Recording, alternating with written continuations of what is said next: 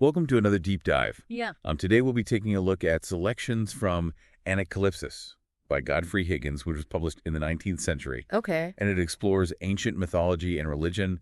And specifically for this deep dive, we're going to try to uncover hidden connections between cultures and myths that seem totally separate at first. Yeah.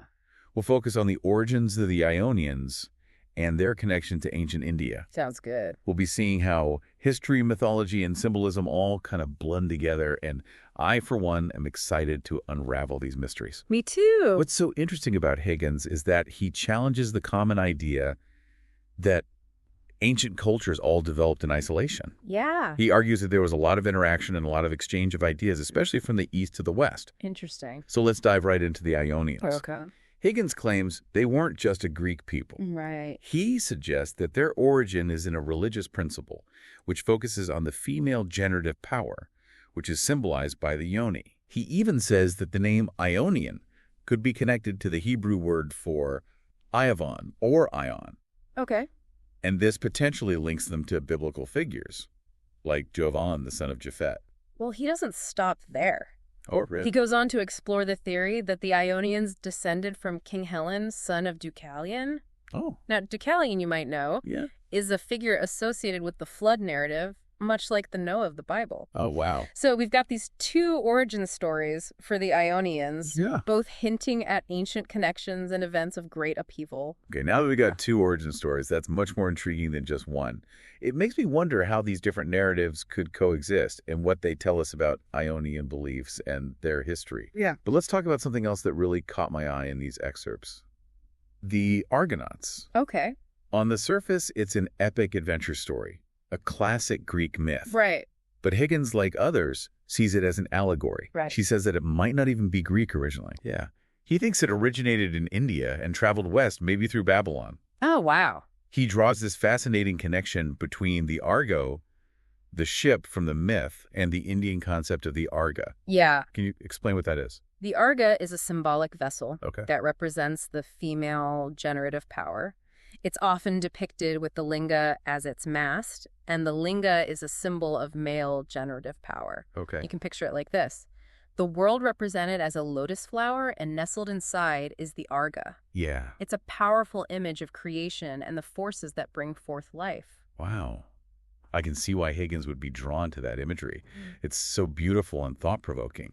But how does he connect it to the Argonauts' journey? He compares the Arga, which in Hindu mythology carries the germ of life during cyclical destructions of the world, to Noah's Ark from the Bible. Okay. Both act as these vessels of preservation amidst catastrophe, carrying the seeds of a new beginning.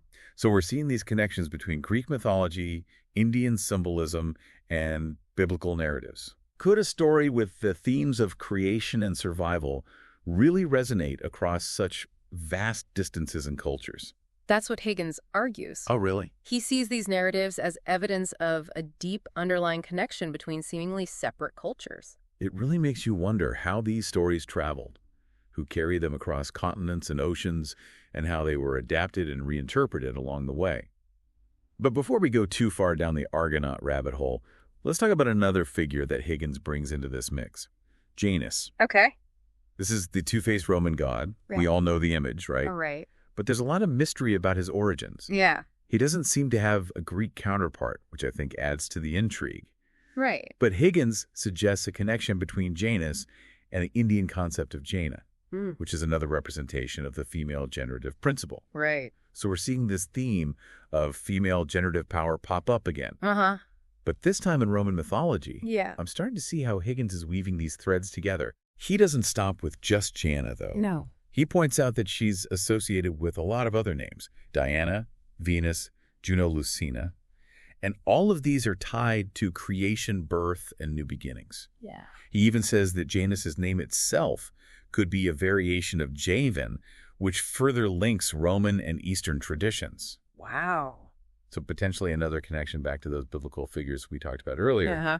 But if we zoom out a bit, it seems like Higgins is making a larger argument. Yeah. He's suggesting that a lot of ancient Greek names, including those of gods and heroes, might actually have Indian origins. Exactly. And Right. he uses the olive tree as an example, saying it originated in the East. Okay. And this challenges our assumptions about how culture flowed Right? and supports his idea that many elements of Western civilization may have roots in the East.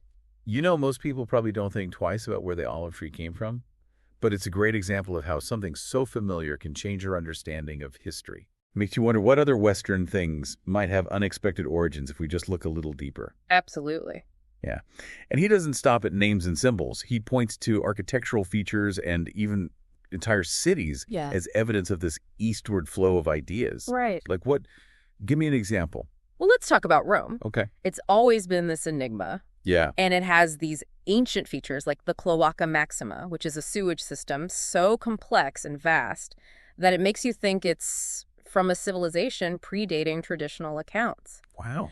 Higgins thinks that Rome was originally called Rama, which resonates with similar places in India and the East. So beneath the Rome, we know there might be layers of history we're only beginning to understand. Yeah, And Higgins thinks these layers are connected to the East. exactly. Wow. He even points to the concept of astrological city planning, What's that? where cities were designed to be in accordance with celestial patterns. Oh, wow. As further evidence of this ancient interconnected world. Wow. Imagine cities laid out like giant horoscopes with temples and monuments aligned to specific stars. Now, that's an image that captures the imagination.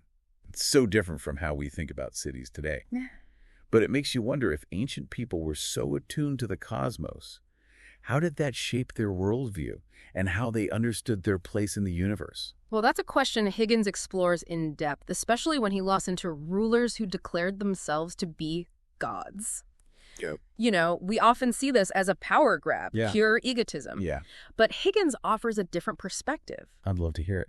He thinks their declarations weren't supposed to be taken literally. Okay. Instead, they were rooted in a belief in divine inspiration and the concept of a new incarnation, which comes from Eastern religions. So it wasn't about literally being a god, Right. but more like tapping into a higher power or embodying a divine principle. Exactly. Did he have any examples to support that idea? He draws parallels between the stories of divine parentage that are attributed to figures like Alexander the Great Oh, yeah. and Augustus Caesar, and similar narratives found in biblical stories Really? about Samson and John the Baptist. Hmm. He sees these as evidence of a shared belief in divinely chosen individuals who act as intermediaries between the human and divine realms. So the same patterns are appearing across cultures, Yeah. pointing back to this idea of divine selection and inspiration. Right.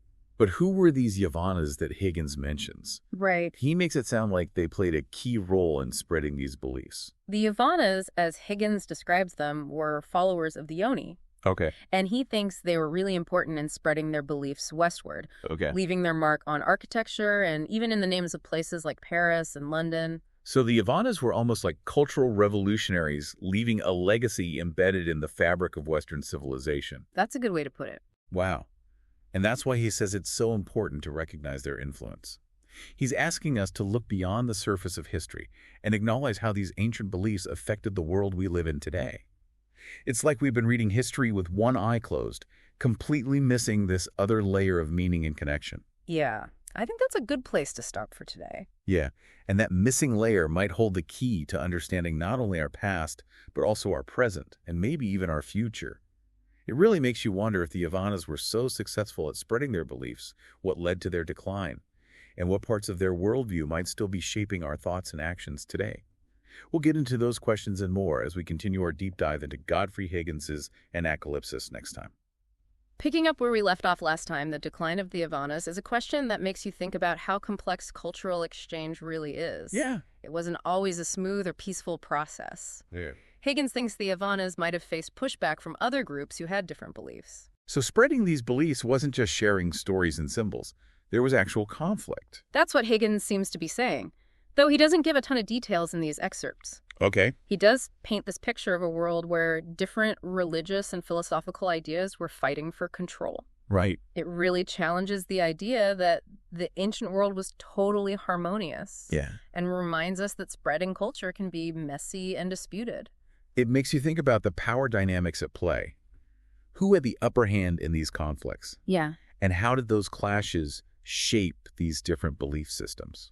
That's a fascinating question. Yeah. And one that shows the limits of what we know from history. Yeah. We only get one side of the story a lot of the time. Right. The point of view of those who won, Right. whose voices have been silenced or forgotten. Yeah. That's something to think about when we're trying to put together this ancient tapestry of beliefs. It's like trying to put together a puzzle with missing pieces. Yeah. We see glimpses of these connected beliefs, but we might never have the whole picture. Right. But let's get back to the Yavanas and their legacy. Okay. You said they left their mark on architecture and place names. Yeah. What did Higgins actually point to? He mentioned labyrinthine structures, like the mythical labyrinth of the Minotaur in Crete. Oh, right, yeah. Higgins thinks these structures might be symbolic representations of the yoni. Okay. He also thought it was interesting that kids still make mazes in the grass today. That's amazing how these ancient symbols might still be around in our culture, Yeah. even in something as simple as a game. Yeah. I never thought of labyrinths that way. Yeah. Did Higgins talk about any other examples of Yavana influence we can see? He looked into the names of places, Okay. arguing that places like Paris and London might have roots in Yavana traditions. We have Paris and London. Those are two of the most famous cities in the world. How could he possibly connect those to this ancient belief system? Higgins believed that ancient names, especially place names, had symbolic meaning. He thinks as the Yavanas spread their influence, they put their beliefs into the names they gave to new settlements. Okay. Those names then became like a cultural marker, Yeah. a little reminder of their worldview. It's like those names are messages from the past, Yeah. just waiting to be decoded. Uh-huh. It makes you wonder if we've been totally missing hidden meanings in the places we walk through every day. Yeah. Did Higgins talk about any specific links between those city names and the Yavanas? The excerpts you gave don't give us those details, unfortunately. Okay. It's more about Higgins saying it's possible Yeah. and telling us to think differently about where these names and places came from. So it's more about asking the right questions Exactly. than having all the answers. Yeah. Okay. Higgins is inviting us to investigate with him, Right. to look for those missing puzzle pieces Yeah. and make a more complete picture of the ancient world. It's almost like a historical treasure hunt. It is. But let's go back to Rome. We were talking earlier about how ancient things, like the Cloaca Maxima, Yeah. point to a history much older than we usually think. Right. Did Higgins talk more about that? He stressed that Rome was important long before the story of Romulus and Remus. Right. Higgins wants us to think about the possibility that other civilizations might have shaped the city. It's interesting to imagine all those layers of civilization, Yeah. each one with its own stories and secrets buried underneath. Yeah. Did he guess about who might have lived in Rome before the traditional founding? He didn't say specifically, Oh. but he did say that structures like the Cloaca Maxima are so complex Yeah. that they must have been built by people with engineering knowledge that predates the Romans as we understand them. Wow. So maybe Rome's origins are more complex and multicultural than we think. It makes you wonder how many other cities around the world are hiding secrets under their streets. Yeah, It's like the past is always trying to tell us something right. if we know how to listen. Did Higgins connect these earlier people in Rome to the Yavanas we've been talking about? He didn't make a direct connection, Okay. but his main idea is about how these ancient belief systems, Mhm. including the ones about the female generative principle, Right. were connected and widespread. Yeah. Since he argues the Yavanas had an impact across continents, Right. it's not hard to imagine their beliefs reached Rome, Yeah. maybe even shaping its earliest development. So we're starting to see a more complex picture. Yeah. It's not just about cultures developing on their own, Right. but about a dynamic exchange of ideas and beliefs across continents, Exactly. affecting each other in ways we don't totally understand. Right. Did Higgins offer any other proof of this widespread Yavana influence besides architecture and place names? He talked about how the same myths and symbols show up in different cultures, like the Arga and Noah's Ark. Yeah. He sees this as proof of a common cultural heritage, Yeah. suggesting that these ideas weren't stuck in one place, but traveled and changed over huge distances. It's like those folk tales that have different versions all over the world. Exactly. Each culture adds its own spin, but the main parts of the story are the same. Yeah. It makes you wonder how those stories originally spread. Were they brought by travelers and merchants? Or were there other, more hidden ways they were passed on? That's what's great about Higgins's approach. Yeah. He doesn't just present history as dry facts. Yeah. He asks us to think about the human side of it. Yeah. The journeys these beliefs took as they crossed the ancient world. Right. And the role of stories in shaping how we understand the past. It reminds me of how much of history is really about telling stories. Yeah. We take facts and dates and make them into narratives. Right. To help us understand the past. Right. But those stories sometimes need to be challenged and rewritten when we find new information and new perspectives. Absolutely. And Higgins isn't afraid to challenge those stories, Yeah. to question what we think is true. Yeah. And to make us consider other interpretations, Right. especially when it comes to the origins of Western civilization. Yeah. He wants us to look past the usual Eurocentric perspective Yeah. and acknowledge how other cultures played a part. It's like he's saying, hey, history is a lot more complicated and connected than you might think. Exactly. And that's pretty exciting, even if it means questioning everything we thought we knew. Right. That questioning is so important for understanding the past. Yeah. It drives discovery and helps us build a more accurate and inclusive picture of history. Right. But before we get ahead of ourselves, let's go back to the Yavanas for a minute. Okay. You said earlier that Higgins describes them being kicked out of some towns they built. Yeah. That really interested me. It makes it seem like there was some conflict or pushback against their beliefs. Yeah. What made them get kicked out? Higgins thinks the Yavanas, with their emphasis on the female generative principle, might have run into problems with groups who had different, maybe more patriarchal views. Okay. It suggests there was a clash of ideologies in the ancient world. Right. A fight for power between competing worldviews. Yeah. Unfortunately, the excerpts don't tell us much about this conflict. Right. But it's a detail that makes you wonder and asks a lot of questions. It makes you wonder what those other beliefs were. Yeah. What this conflict looked like. Right. And how it changed the course of history. Yeah. It definitely adds complexity to our understanding of cultural exchange. Right. It wasn't always a nice blend of ideas. Yeah. Sometimes it involved clashes and power struggles that changed things forever. That's right. It also reminds us to look beyond the stories of the winners. Yeah. History is often written by the people who won the battles, Right. both real and ideological. Yeah. It's our job to look for those voices that have been silenced. Yeah. To try to rebuild the stories of those who might have been pushed aside or forgotten. It reminds us that history isn't fixed and unchanging. Right. It's a living tapestry. Yeah. Made of countless threads. Yeah. Some bright and colorful. Right.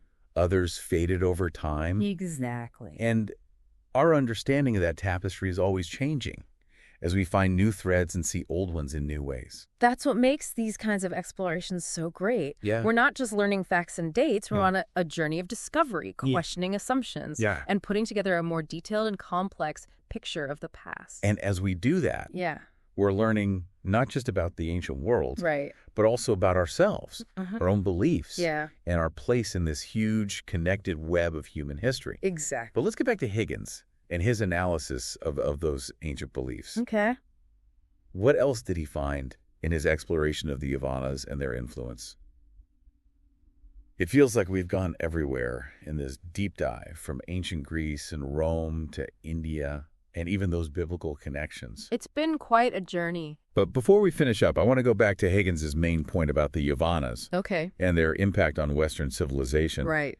He's saying that we can't really understand where our own culture comes from Right. without thinking about how these beliefs focused on the female generative principle Right. affected everything. Exactly. But if they were so influential, why don't we hear more about them in the typical history books? That's a great question. Why are they missing from the main story of Western civilization? Well, that gets at the core of what Higgins is trying to do. Okay. He's questioning that Eurocentric bias that shapes how we see history. Okay. He says that we might be overlooking or downplaying what other cultures did, Right. maybe even on purpose, Okay. just to keep the story focused on Europe as the main source of knowledge and progress. So it's not just about finding lost history, Right. but also about seeing the biases in how history is written Exactly. and who gets to tell the story. That's right.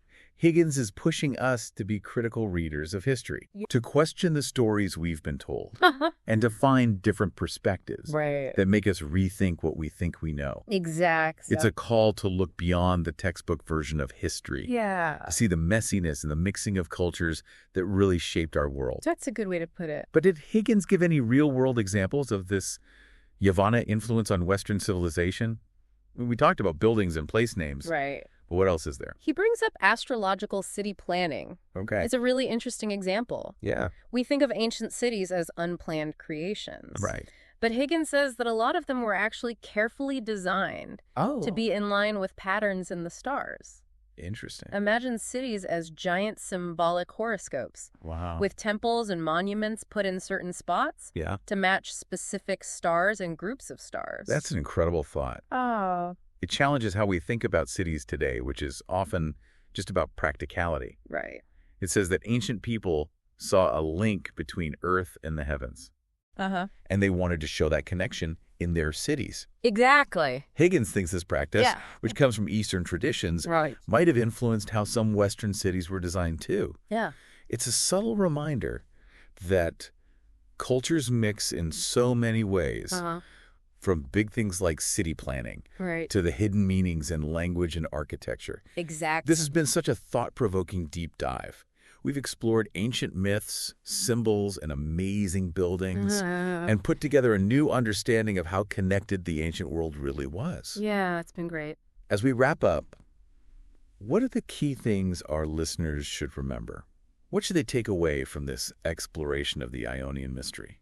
I think the biggest takeaway is that cultures don't exist in isolation. Right. They talk to each other, share ideas, and influence each other. Yeah. Sometimes in small ways, but always deeply. Yeah. Higgins's work reminds us to look for those connections Yeah. and recognize that different cultures helped build Western civilization. We need to challenge the stories that say history is just a simple straight line. It's about embracing how complex the past really is, Right. and seeing that our own culture comes from so many different sources, Yeah. belief systems and experiences. It's a tapestry. Exactly. Yeah. And that tapestry is still being woven. Huh. What we do today Right. will become part of the future. Yeah. Thanks for joining us on this amazing journey. I hope it's made you curious and inspired you to keep discovering those hidden connections that link us all across time and cultures.